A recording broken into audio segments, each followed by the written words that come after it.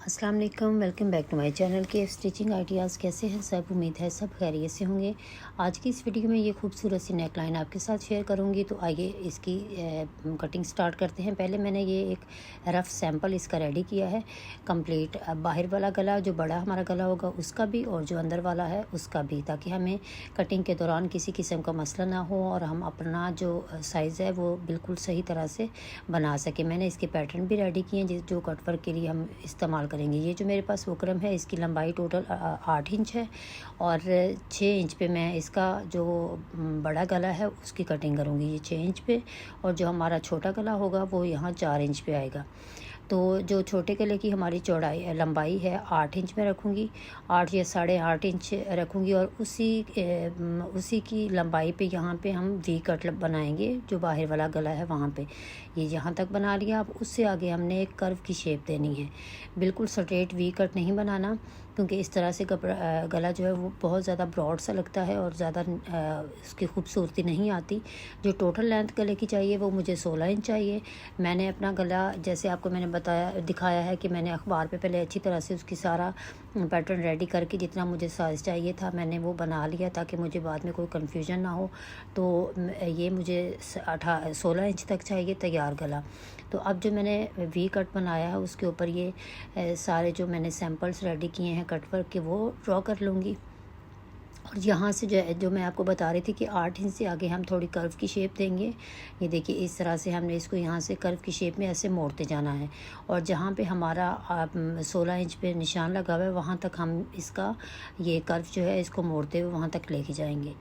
ये देखिए यहाँ इस तरह से अच्छी तरह से ड्रॉ करते जाएंगे। और एक आपने ये बात नोट करनी है, और दूसरा ये कि जहाँ पे हमारा गला एंड होगा वहाँ पे आपने इसका कॉर्नर जो है वो बहुत अच्छी तरह से सेट करना है। ये देखिए यहाँ पे, क्योंकि वो यही गले की जो है वो ज़्यादा खूबसूरती है। आपने देखा होगा कि ये वी कट में भी बने हुए होते हैं, लेकिन जो ये वाली शेप है ये बहुत ही खूबसूरत लगती है।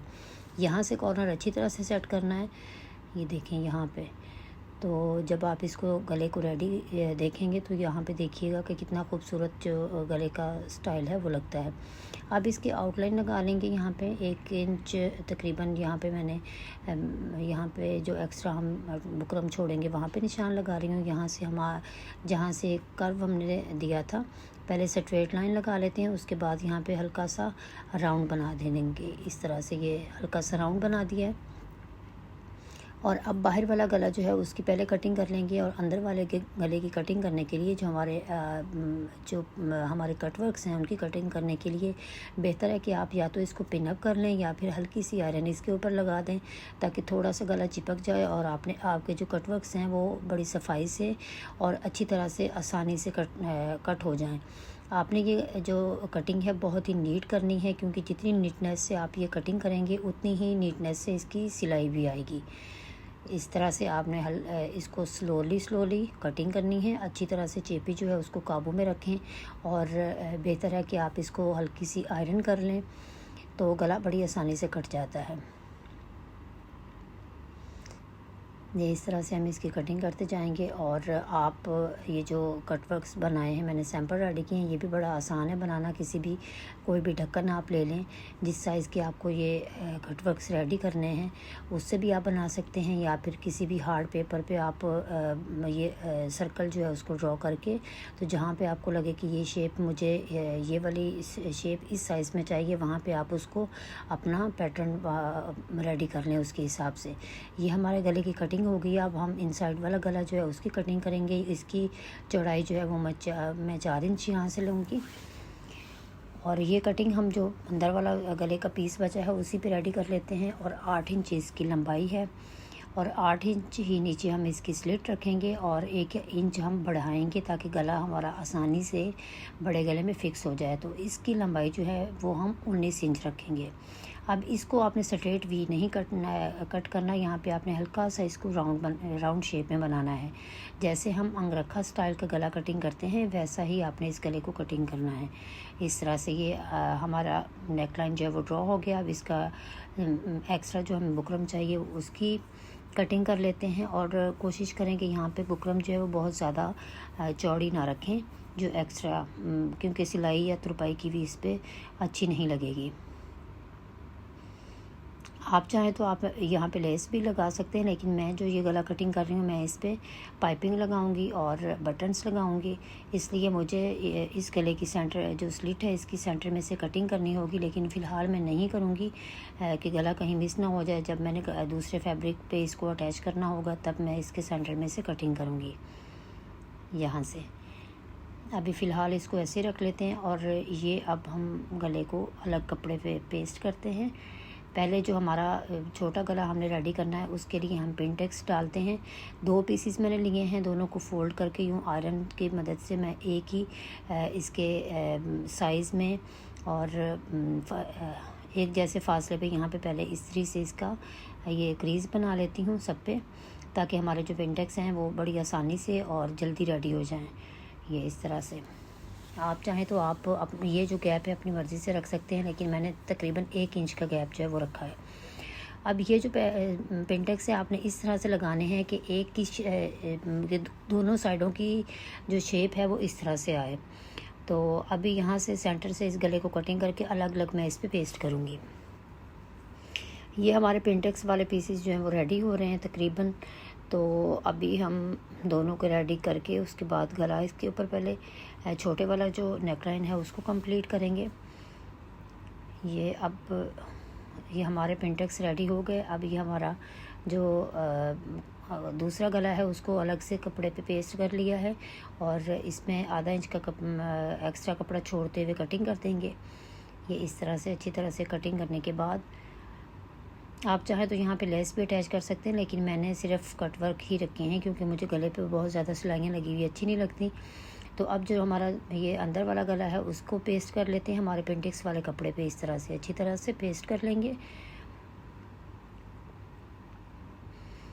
ये इस दूसरे इसकी साइड और इसको आयरन करने के बाद इस पेस्ट करके तो बीच वाला जो एक्स्ट्रा कपड़ा है उसकी कटिंग कर देंगे, क्योंकि मैं इस पर पाइपिंग लगाऊंगी। ये हमारा तकरीबन कपड़ा जो है ये काफ़ी एक्स्ट्रा मैंने रखा है ताकि हमें गला फिक्स करते हुए किसी किस्म का मसला ना हो, क्योंकि अगर एक्स्ट्रा कपड़ा हो तो वो तो कटिंग हो जाता है और अगर कम पड़ जाए तो आपका सारा डिज़ाइन जो है उसका बस फिर वो हमें दोबारा से रेडी करना पड़ता है, तो बहुत ही मसला बन जाता है। इसलिए कोशिश करें कि थोड़ा कपड़ा जो है वो एक्स्ट्रा ही ले लिया करें। ये साथ साथ बिल्कुल मैं कपड़े की कटिंग कर दूँगी। ये देखें इस तरह से साथ साथ इसकी हमने बिल्कुल कटिंग कर देनी है इसकी। और अगर आपने लेस लगानी है तो आप इसी कटिंग करने के बाद यहाँ पे लेस भी अटैच कर सकते हैं, लेकिन मैं यहाँ पे पाइपिंग इसकी लगाऊंगी क्योंकि मुझे बटन्स वाला नेकलाइन बनाना है।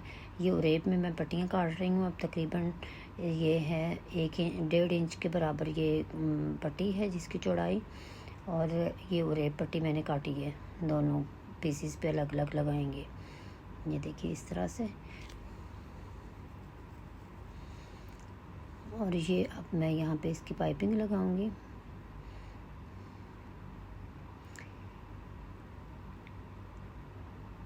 ये इसकी जो अंदर वाली नेकलाइन है इसको पहले रेडी करते हैं। ये अब मैंने इसकी पाइपिंग लगा दी है, बारीक बारीक इसकी पाइपिंग निकालूंगी तकरीबन 2 सूत्र जिसको कहते हैं उस फासले पे।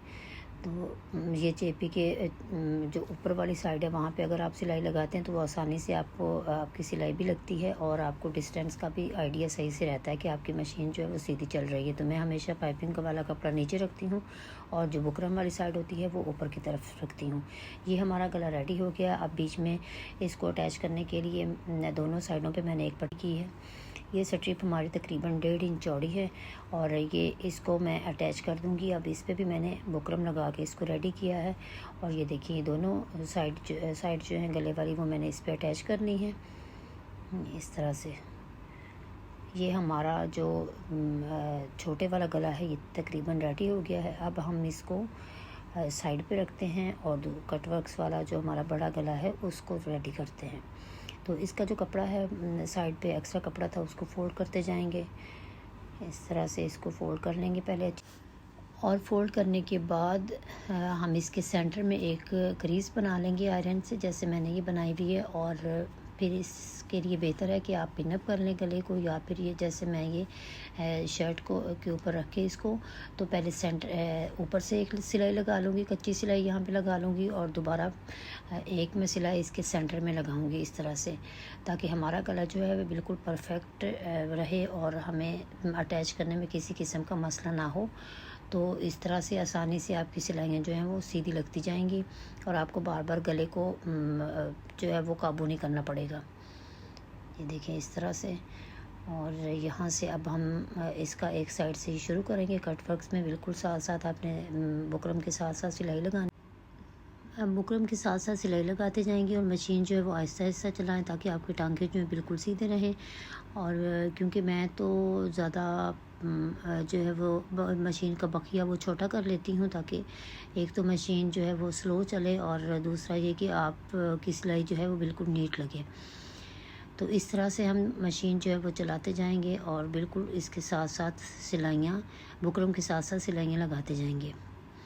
ये थोड़ा टाइम कंज्यूमिंग है, लेकिन आपने इस पे जितनी सिलाई अच्छी तरह से आप चलाएंगे उतना ही आपका गला जो है पलटने में आसान भी होगा और बहुत ही नीटनेस से बनेगा। ये देखिए हमारा गला रेडी हो गया। अब इसको छोटे छोटे कट लगाए थे हमने, जैसे पलटने के लिए लगाते हैं, फिर उसके बाद आयरन करके, तो ये मैं जो सेंटर वाला गला है उस पर अच्छी तरह से फ़िक्स कर रही हूँ। जहाँ पे आप इसको अच्छी तरह से फ़िक्स कर लें वहाँ पे आपने ये फैब्रिक ग्लू या जो भी आपके पास चीज़ अवेलेबल हो तो उसके साथ आप बेहतर है कि यहाँ पे चिपका लें। फिर मैंने आयरन कर लिया इसके ऊपर अच्छी तरह से, ग्लू स्टिक लगाने के बाद मैंने आयरन कर लिया ताकि गला जो है वो आसानी से चिपक जाए। अब देखिएगा कि यहाँ पे मैं कोई सिलाई नहीं लगाऊंगी। ये देखिए यहाँ पे इस तरह से अच्छी तरह से चिपका लिया है गले को। और अब जो यहाँ पे हम सिलाई लगाएंगे इसकी जो हमारा अंदर वाला गला है उसको अटैच करने के लिए, जो बुकरम है उसके ऊपर ये साथ साथ बिल्कुल आपकी कटवर्क के बिल्कुल साथ साथ सिलाई आनी चाहिए। जो हमारे बड़े गले के कटवर्क की सिलाई है उसके बिल्कुल साथ साथ इस तरह से कमीज़ को आप हटाते जाएंगे और ये सिलाई जो है वो आप चलाते जाएंगे। ये देखें इस तरह से हमारी कोई सिलाई जो है वो बाहर नज़र नहीं आएगी। यहाँ से भी आपने इसी तरह से सिलाई चलानी है, कमीज़ को हटाते जाएंगे और यहाँ पे सिलाई चला देनी है। ये देखें आप, मेरा जो अंदर वाला गला बना हुआ था उसका कपड़ा कितना एक्स्ट्रा था कि मुझे गले को फिक्स करने में, सेट करने में किसी किस्म का मसला नहीं हुआ। ये देखें इस तरह से सिलाई हमारी कंप्लीट हो गई। अब क्या करना है कि अब जो हमारा एक्स्ट्रा कपड़ा है उसकी कटिंग कर देंगे, और कटिंग करते हुए तकरीबन आधा इंच जो कपड़ा है वो हमने बढ़ा के कटिंग करना है इस तरह से। अब इस कपड़े को भी मैं जो बुकरम वाला कपड़ा है उसके साथ फोल्ड कर दूंगी अंदर की तरफ, ताकि गला जो है हमारा देखने में बिल्कुल नीट लगे और कोई भी हमें ये देखें यहाँ पे सिलाई भी नहीं लगानी पड़ेगी। और जब हम तुरपाई करेंगे तो इसको हम बुकरम वाले कपड़े के साथ ऐसे पलटा के तो उसको तुरपाई कर देंगे, तो हमारा गला जो है वो अंदर वाली साइड से भी बिल्कुल नीट होगा और हमारी कोई सिलाई भी बाहर नज़र नहीं। इसको मैंने अच्छी तरह से अंदर की तरफ फोल्ड कर दिया है और अब मैं इसके बाद तुरपाई कर दूंगी दोनों साइडों पे अच्छी तरह से। मैं इसको ये देखें फोल्ड कर रही हूँ और इसके ऊपर एक दफ़ा आयरन मैंने कर दिया ताकि हमारी सिलाई जो कपड़ा है दोनों तरफ से अच्छी तरह से बैठ जाए, और जब इस पे हैंड स्टिच करूँगी तो वो बड़ी इजीली हो जाएगा। आप चाहें तो आप यहाँ पे ग्लू स्टिक वगैरह का भी यूज़ कर सकते हैं, और अगर आप चाहें तो बिल्कुल इसी तरह से इस पर तुरपाई कर लें, वो भी बड़ी आसानी से हो जाएगी। और ये देखिए गला जो है वो हमारा अंदर वाली साइड से भी कितना नीट है, और बाहर वाले लुक को इसकी मैं आपको दिखाती हूँ कि कितना खूबसूरत हमारा गला बन के रेडी हुआ है। उम्मीद करती हूँ आपको आज की वीडियो पसंद आई होगी और इस गले को ज़रूर ट्राई कीजिएगा। आजकल बहुत ही इन है और कुछ लोग इस पे लेसिस का इस्तेमाल कर रहे हैं, तो आप मुझे बताइएगा कि मेरा जो ये नेकलाइन है आपको बना हुआ कैसा लगा। इस पर मैं बटन अटैच करके तो आपको ये फ़ाइनल लुक दिखा रही हूँ। ये देखिए ये हमारे गले की फ़ाइनल लुक है। उम्मीद करती हूँ आज की वीडियो पसंद आई होगी। वीडियोस अच्छी लगती हैं तो चैनल को सब्सक्राइब कीजिए। अपना बहुत सा ख्याल रखिएगा, दुआ में याद रखिएगा। अल्लाह हाफिज़।